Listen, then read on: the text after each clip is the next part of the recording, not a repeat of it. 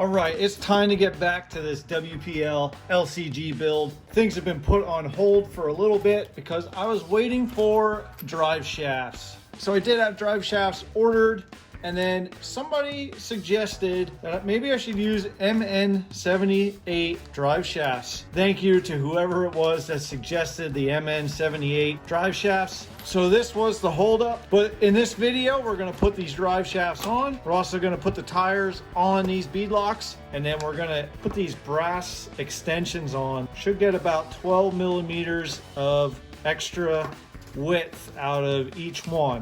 So that's the plans for this video, and hopefully by the end of this video, we'll be able to have this in motion.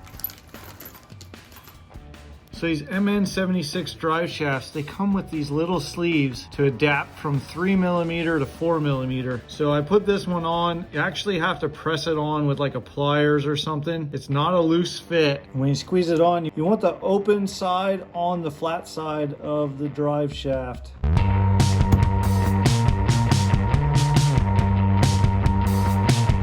So I have the sleeve there and the sleeve there.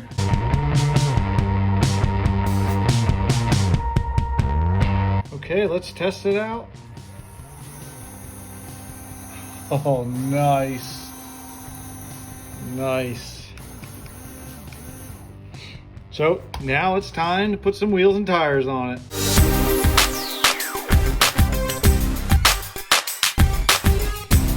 So I'm putting the Injora 1.9 beadlocks on the MN76 tires. And then I'm gonna take this off and put this brass extension on. So we'll get a little bit more width out of it and a little bit more weight down low. These didn't come with any foams. I think I'm gonna run it without foams. Let's see how soft it is.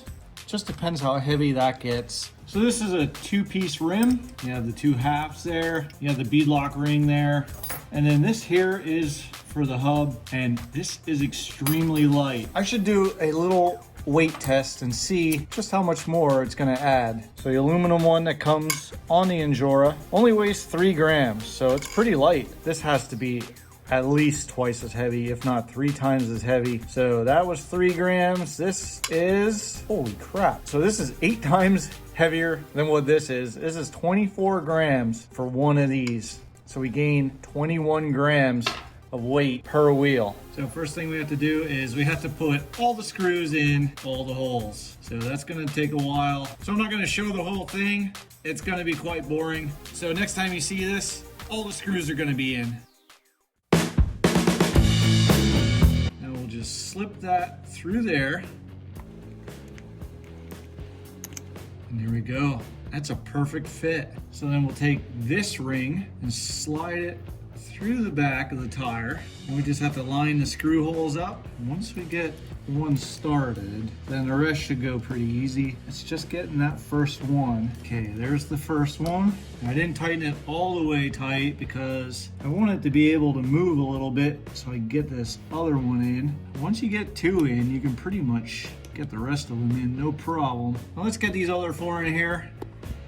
There we go. Now we got all 6 screws in there, and we're done with our first one. Now we have these other 3 to go. I'm gonna get them all put together right now. These beadlocks look so good. I can't wait to put them on. But first, we have to put this brass, and it fits right in like that. And then we'll put the 6 screws in, and then they're ready to get put on.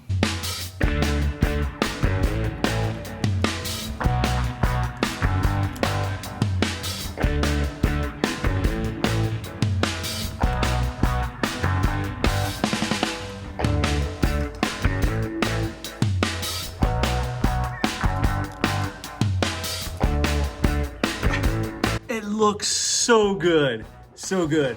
I was so excited for this project when I first started it, and now that it came this far, oh my gosh. It sits so wide, it's so long. I'm gonna strap a battery to this. I wanna crawl around with it on the table. Look at that flex. Oh man.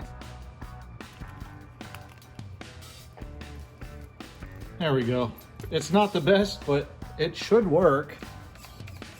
Let's see the flex. Let's go up the wall.